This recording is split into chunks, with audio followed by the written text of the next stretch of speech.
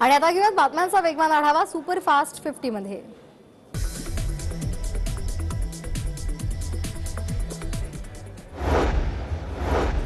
शिवसेनेचे माजी मंत्री शिंदे गटाच्या मार्गावर आहेत। आपली पुढची भूमिका ही जालन्यातून जाहीर करू असं खोतकरांनी म्हटलंय। ईडीच्या कारवाईमुळे आपण अडचणीमध्ये असल्याचं खोतकरांनी स्पष्ट केलंय। की काही जे तुम्ही मला मगापासून बोलता की तुमच्या चेहऱ्यावर तणाव काय आहे, एखादा परिवार अडचणीत असेल तर त्या परिवाराच्या वेदना काय काय असतात ते समजून घेतलं पाहिजे आपण। माझ्या परिवाराच्या काय वेदना असतील आणि शेवटी हा तणाव माझ्या डोक्यावर काय। मात्र असं एक म्हणतायत की तुमच्या मागे ईडीचा ससेमिरा आहे, त्यामुळे तुम्ही तणावामध्ये आहात, तुम्ही चिंतेमध्ये आहात, खरं कारण हेच? भाजप नेते रावसाहेब दानवे आणि शिवसेना नेते अर्जुन खोतकर मराठवाड्यातील या कट्टर विरोधकांमध्ये दिलजमाई झाली आहे। खोतकरांनी दिल्लीमध्ये दानवे यांच्या निवासस्थानी जाऊन त्यांची भेट घेतली आहे। राजकारणामध्ये कोणी कोणाचा कायमचा मित्र नाही, राजकारणामध्ये कोणी कोणाचा कायमचा शत्रू नाही। क्षणिक काही गोष्टी घडतात आणि त्यातून मतभेद वाढत असतात। हे बघा, गेली 40 वर्ष आम्ही एक संघ काम केलेलं आहे। आम्ही दोघंही जिल्ह्यामध्ये ते भारतीय जनता पक्षाकडून आणि मी शिवसेनेकडून आम्ही दोघांनीही जिल्हा अत्यंत चांगल्या पद्धतीने समर्थपणे या ठिकाणी सांभाळलेला आहे। आणि गेली 40 वर्षाचे संबंध कटुता काही कारणाने मध्ये आली। निवडणूक आयोगाच्या आदेशाविरोधात शिवसेनेनं दाखल केलेली याचिका सर्वोच्च न्यायालयानं स्वीकारली आहे। यावर येत्या 1 ऑगस्टला सुनावणी होणार आहे। 8 ऑगस्टपर्यंत पुरावे सादर करण्याच्या निवडणूक आयोगाच्या निर्देशांना स्थगिती देण्याची मागणी सेनेनं केली आहे। शिवसेना पक्षप्रमुख उद्धव ठाकरे यांनी एकनाथ शिंदे यांच्यावर गंभीर आरोप केले। आजारपणामध्ये बंडखोरांच्या हालचाली वाढल्या होत्या आणि मी बरा होऊ नये म्हणून काहींनी देव पाण्यात बुडवले होते असा दावा उद्धव ठाकरे यांनी मुलाखतीतून केलाय। काही जण मी बरा व्हावा म्हणून देवावरती अभिषेक करत होते आणि काही जण मी असाच राहावा म्हणून देव पाण्यात बुडवून बसले होते। की जेव्हा आणि मी तुम्हाला जबाबदारी दिली होती पक्ष सांभाळायची, नंबर 2चं पद होतं, पक्ष सांभाळायला म्हणून पूर्ण विश्वास दिला होता, तो विश्वासघात तुम्ही मी हॉस्पिटलमध्ये असताना म्हणजे माझी हालचाल बंद होती तेव्हा तुमची हालचाल जोरात होती आणि ती सुद्धा पक्षाच्या विरोधात।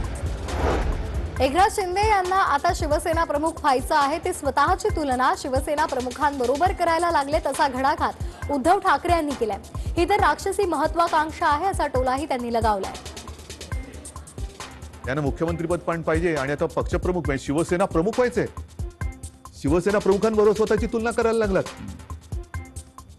म्हणजे हे जे आहे ना, ही राक्षसी महत्वाकांक्षा आहे आणि ह्याला हावरटपणा म्हणतात। शिवसेना आमचीच आहे असं म्हणणाऱ्या शिंदे गटाला उद्धव ठाकरे यांनी खडेबोल सुनावले। माझ्या वडिलांचे फोटो लावून मतं मागू नका, माझे वडील का चोरताय, स्वतःचा चेहरा घेऊन निवडणुकांना सामोरं जा असं आव्हान उद्धव ठाकरे यांनी शिंदे गटाला दिलंय। माझे वडील का चोरताय? माझे वडील कशा म्हणजेच काय की तुमच्यात कर्तृत्व नाहीये, तुमच्यात हिंमत नाहीये, तुम्ही मर्द नाही आहात, तुम्ही विश्वासघाती आहात आणि लोकांचा माझा तर केलाच, लोकांचा विश्वासघात करताना बाळासाहेबांच्यावरनं संभ्रम कशाला करतायत? तुमच्यात तुमचा मर्दाचा चेहरा घ्या आणि जा पुढे आणि मागा मतं। बाळासाहेबांचा फोटो ही उद्धव ठाकरे यांची खासगी प्रॉपर्टी नाही असं प्रत्युत्तर आमदार संजय शिरसाट यांनी दिले।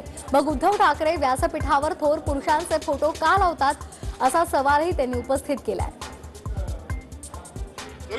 इतके मोठे जरी झाले होते तरी त्यांनी कधी छत्रपती शिवाजी महाराजांना नमस्कार केल्याशिवाय सभेची सुरुवात केली नाही, हे कसं विसरतात? म्हणून शिवसेना प्रमुख ही तुमची प्रॉपर्टी नाही, ही प्रत्येक शिवसैनिकांचं दैवत आहे। ही गोष्ट लक्षात ठेवा, यापुढे असा उल्लेख करू नका।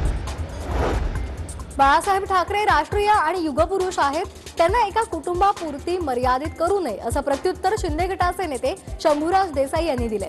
त्यामुळे ठाकरे परिवाराचा बाळासाहेबांवर जितका अधिकार आहे तितकाच शिवसैनिकांचा आहे असंही देसाई यांनी म्हटलंय। की आदरणीय बाळासाहेब ठाकरे साहेब हे राष्ट्रीय पुरुष आहेत, ही राष्ट्राची संपत्ती आहे, ते केवळ एका कुठल्या कुटुंबापुरते मर्यादित नाहीत। आपण त्यांचे कौटुंबिक वारसदार जरूर आहात, परंतु आम्ही सुद्धा सगळी मंडळी ही स्वर्गीय शिवसेना प्रमुखांचे विचार घेऊनच पुढे चाललेलो आहोत। ते एक राष्ट्रीय पुरुष आहेत, ते एक युगपुरुष आहेत। एकनाथ शिंदेंसह पक्षातील नेत्यांना मोठं केलं, त्यांना ताकद दिली, ही माझी चूक झाल्याचं उद्धव ठाकरे यांनी म्हटलंय। ज्यांना शिवसेना नावाच्या आईनं जन्म दिला तेच आता त्या आईला गिळायला निघालेत असा घणाघात त्यांनी केलाय. तर राजकारणामध्ये ज्या आईने जन्म दिला त्या आईला गिळायला निघालेली अवलाद आहे. नुसतं आईवरती वार करणारे आपण म्हणत होतो तशी नाहीये ही. राजकारणात ज्यांनी यांना जन्म दिला त्या आईला म्हणजे शिवसेनेला गिळायला निघालेली अवलाद आहे. पण तेवढी ताकद त्यांच्यामध्ये नाहीये, कारण शेवटी आई ही आई असते. नक्की शिंदे गट शिवसेनेवर दावा करू शकत नाही असं उद्धव ठाकरे यांनी ठणकावलंय.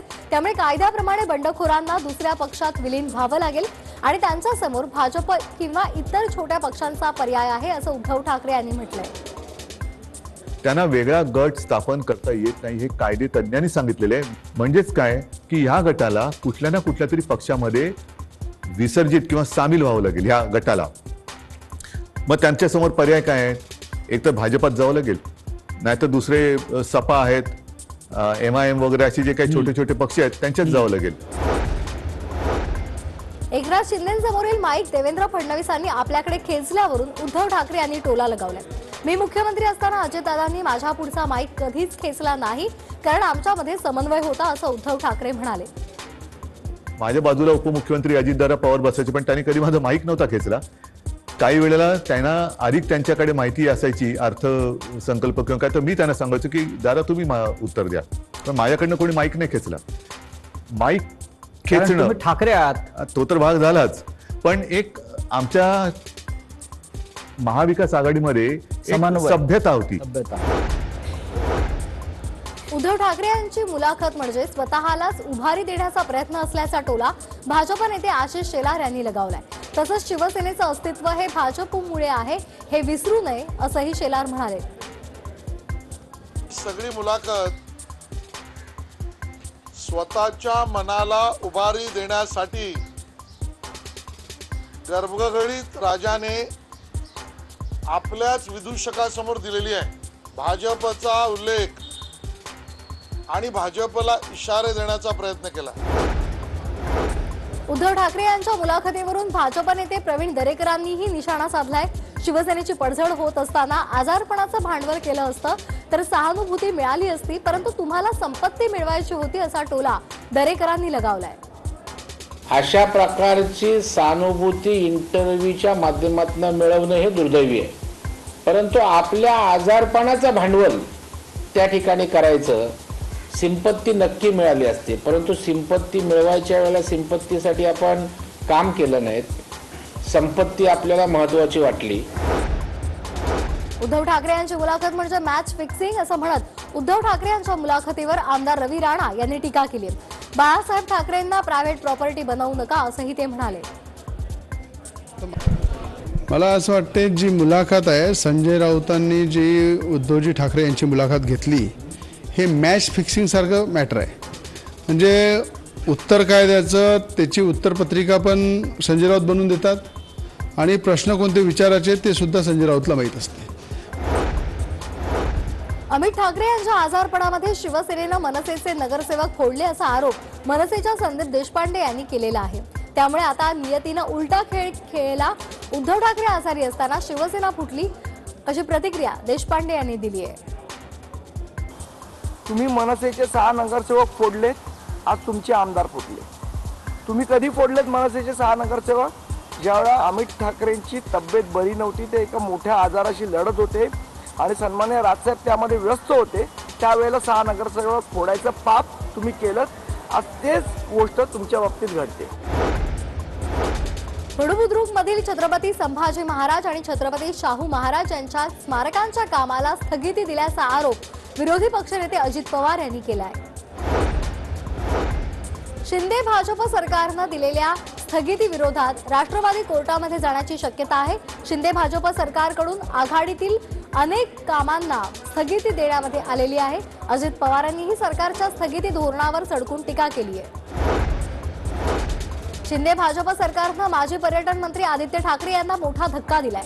पर्यटन विभागाच्या 59,610 कोटींच्या विकास कामांना शिंदे फडणवीस सरकारनं स्थगिती दिली आहे.